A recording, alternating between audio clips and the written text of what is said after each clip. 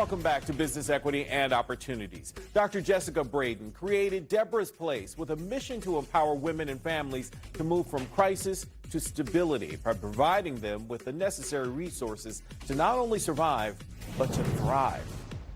This is Business Equity and Opportunities. Industry Focus.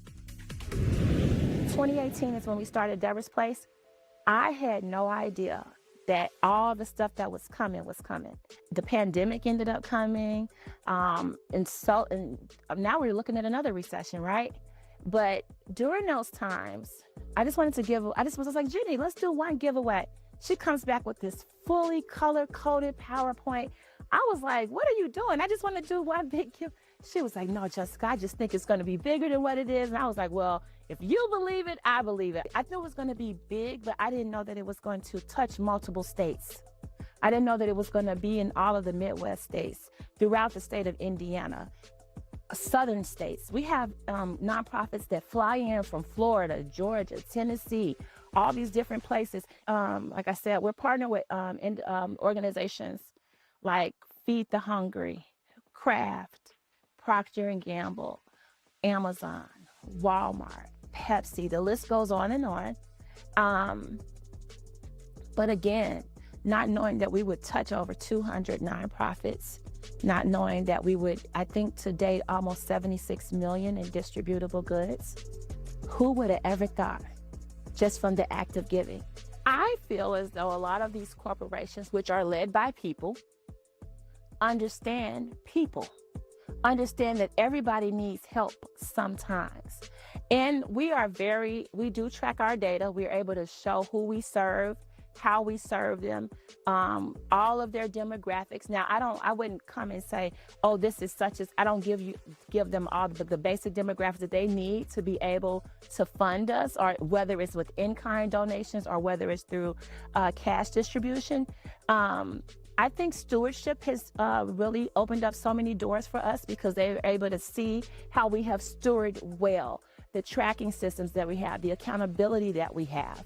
You know, even the individual, Mr. Harris, that donated us the warehouse, when I sit down with him and I show him what his generosity has done and how it impacts the community, that's what makes a lot of individuals, corporations, private donors want to jump in and help.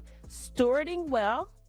And every day I pray that, help me be a good steward, because I don't want to squander anything that has been entrusted into my hands. It's even just like Hanes. Hanes is a partner of us. They give us like 10,000 socks. You know, well, how are you serving? You know, and then we show them just not quantitative data, but quantitative data. So my data, my pictures should be able to show you what I've done. So whether we're giving it out after a church session, whether we have one of our many partners, they send us pictures, they send us video, and we even have testimonials from individuals. For example, young lady, she works as a daycare worker, and she wrote us a letter stating, and it was time stamped. And basically she's like, hey, without your help, I wouldn't have been able to get my kid, we wouldn't have even been able to buy toilet tissue, towel paper, underwear for our babies, Pampers for our new baby. You know, when you have testimonials, even like when we were giving away some, Amazon had donated us like 20 wheelchairs. And then we give it to Eskenazi, that has their population that they serve. But then they'll come back and give me the testimonial, like from a guy named Bill, who had no legs.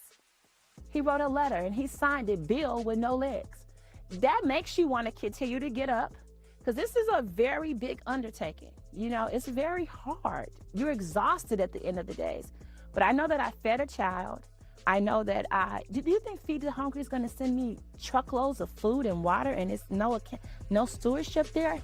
They even come out to see. We are partnered with so many organizations here that touch every demographic. So whether it's seniors, single mothers, the LGBTQIA community, people dealing with HIV/AIDS, individuals who are homeless, individuals who may be just as impacted. We touch every single demographic. Deborah's Place also has transitional housing. We also have a medical training school, so if individuals want to become CNA phlebotomists, we have programs for the youth.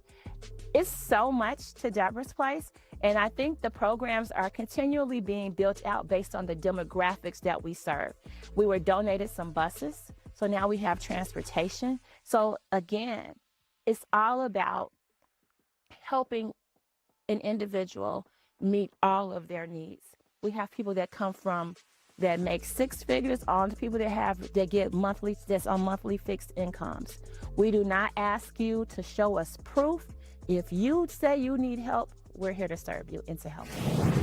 Coming up, Dr. B shares her personal journey from teenage motherhood to becoming a successful businesswoman and community leader who gives back to her community every day. Hers is a story of resilience, determination, and faith, and not to be missed. Stay right here. We'll be right back.